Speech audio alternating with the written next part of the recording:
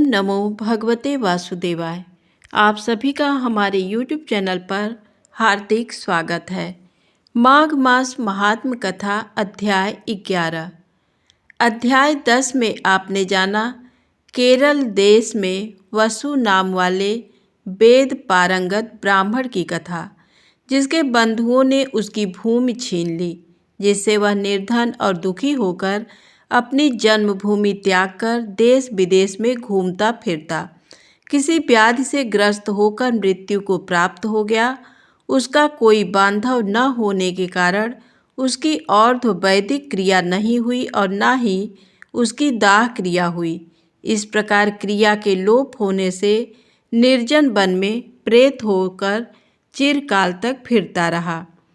शीत ताप भूख प्यास के दुख से हाहाकार करता हुआ वह नंगे शरीर रोता फिरता था, परंतु उसको कहीं सद्गति नहीं दिखाई देती थी। इस प्रकार उस केरल ब्राह्मण ने अधिक समय व्यतीत करके मार्ग में एक दिन एक पथिक को देखा, जो 2 गगरियों में त्रिवेणी का जल लिए हुए था, आनंद पूर्वक भगवान के चरित्र का गान कर रहा था। प्रेत ने उसका मार्ग रोक कर कहा कि तुम डरो मत, इस गगरी का जल मुझको पिलाओ, नहीं तो मैं तुम्हारे प्राण ले लूँगा।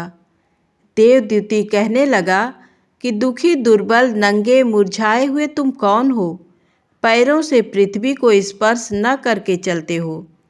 प्रेत ये वचन सुनकर कहने लगा कि मेरे ऐसा होने का कारण सुनो। मैंने कभी ब्राह्मणों को दान नहीं दिया, अत्यंत लोभी क्रियाहीन दूसरे के अन्न से पलने वाला था। मैंने कभी किसी को भिक्षा नहीं दी, न दूसरे के दुख से दुखी हुआ। प्यासे प्राणियों को मैंने कभी जल नहीं पिलाया। मैंने कभी छाता जूता दान नहीं किया, न किसी को जल का पात्र पान या औषधि किसी को दी। न मैंने अपने घर में कभी किसी अतिथि को ठहराकर उसका सत्कार किया।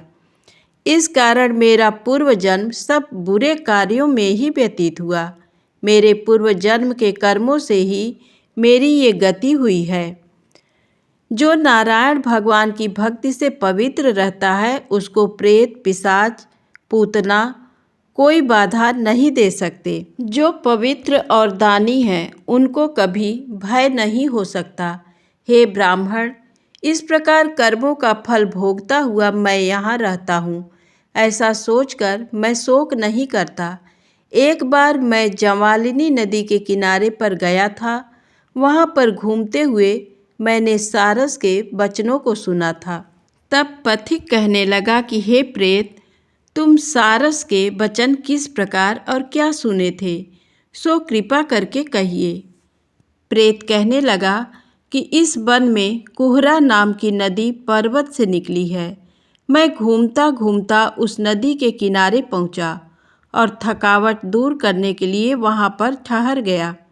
उसी समय लाल मुख और तीखे दांतों वाला एक बड़ा बंदर वृक्ष से उतरकर जल्दी से वहां पर आया, जहां एक सारस सोया हुआ था।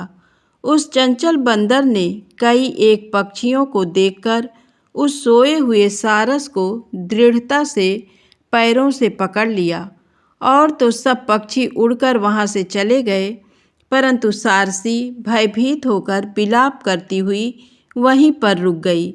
नींद के दूर होने तथा भय से नेत्र खोलकर सारस ने बंदर को देखा और मधुर वाणी से कहने लगा, हे बंदर, तुम बिना अपराध मुझको क्यों दुख देते हो? इस संसार में राजा भी केवल अपराधियों को ही दंड देता है। तुम्हारे जैसे श्रेष्ठ प्राणी किसी को पीड़ा नहीं देते। हम अहिंसक और दूसरे के कर्मों को नहीं देखते। जल की काई खाने वाले, आकाश में उड़ने वाले, वन में रहने वाले, अपनी स्त्री से प्रेम करने वाले, दूसरों की स्त्री को त्यागने वाले, दूसरों की बुराई से दूर रहने वाले, चोरी न करने वाले, बुरों की संगति से वर्जित, किसी को कष्ट न देने वाले हैं। सो इस प्रकार मुझ निरपराधी को हे बंदर छोड़ दो। मैं तुम्हारे पहले जन्म के वृत्तांत जानता हूँ। ये वचन सुनकर वह बंदर उसको छोड़कर दूर बैठ गया और कहने लगा कि तुम मेरे पूर्व जन्म के वृत्तांत को कैसे जानते हो? तुम अज्ञानी पक्षी हो और मैं वन में घूमने वाला हूँ। सारस कहने लगा कि मैं अपनी जाति की स्मृति के बल से तुम्हारे पूर्व जन्म का सब वृत्तांत जानता हूँ। तुम पूर्व जन्म में विंध्य पर्वत के राजा थे और मैं तुम्हारे कुल का पूज्य पुरोहित था। तुम राजा होकर अपनी प्रजा को पीड़ा दिया करते थे। विवेकहीन तुमने बहुत सा धन इकट्ठा किया। सो बानर, प्रजा की पीड़न रूपी अग्नि की ज्वाला से तुम पहले ही तप चुके हो। पहले तुम कुंभीपाक नरक में गिराए गए। तुम्हारे शरीर को नरक में 3000 वर्ष बीत गए। फिर नरक से निकलकर बचे हुए पापों के कारण इस बंदर की योनि में आए और मुझको मारना चाहते हो। पूर्व जन्म में तुमने ब्राह्मण के बाग से लूटकर बलपूर्वक फल खाए थे। उसका ये भयंकर फल हुआ कि तुम बानर और वनवासी हुए। प्राणी अवश्यमेव अपने किए हुए कर्मों को भोगता है, इसको देवता भी नहीं हटा सकते।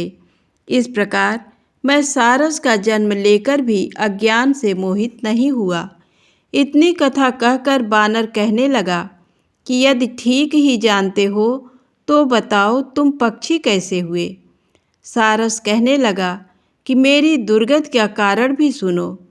तुमने नर्मदा नदी के किनारे पर सूर्य ग्रहण के समय बहुत से ब्राह्मणों के निमित्त 100 ढेर अन्न के दान किए थे। मैंने पुरोहिताई के मद से थोड़ा सा ब्राह्मणों को दिया और बाकी सब मैं आप हर ले गया। इन ब्राह्मणों के द्रव्य का अपहरण करने के पाप से मैं पहले कालसूत्र नरक में और फिर रक्त करदूम नरक में, जहाँ पर बड़े बड़े कीड़े थे और रक्त तथा पीप से भरा हुआ नाभि तक नीचे सिर और ऊपर पैर किए हुए पीप चाटता हुआ उस दुर्गंध वाले नरक में कीड़ों आदि से काटा जाकर 3000 वर्ष तक उस यातना को भोगता रहा। मैं नरक के दुख का वर्णन नहीं कर सकता।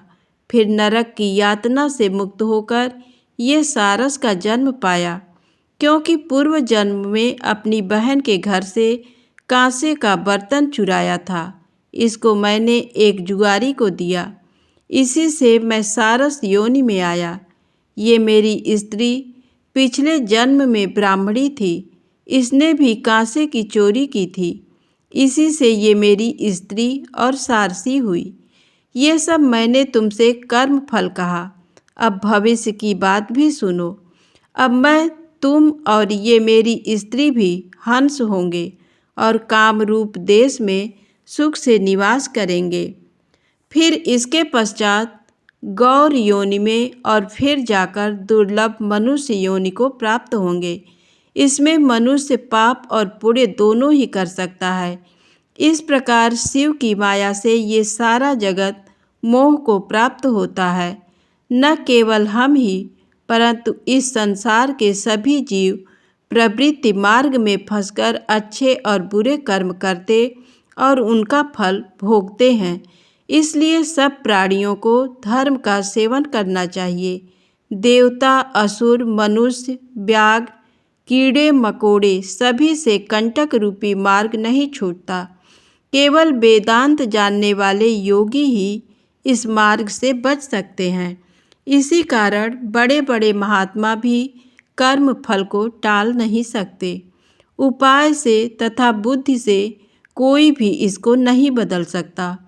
तुम पहले राजा थे, फिर नरक में गए, अब बंदर की योनि में वन में फिरते हो और फिर भी ऐसा ही जन्म पाओगे। ऐसा विचार कर आनंद पूर्वक और धैर्य धरकर विचरते हुए काल की प्रतीक्षा करो। तब बानर ने कहा कि पहले जन्म में मैं तुम्हारी पूजा करता था, अब तुम मुझको प्रणाम करते हो।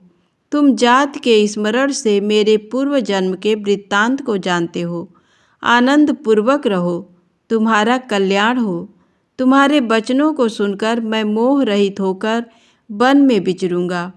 प्रेत कहने लगा कि हे पथिक, मैंने नदी के तट पर बंदर और सारस का ये संवाद सुना, तब मुझको बोध हुआ और मोह तथा शोक का नाश हुआ। धन्यवाद।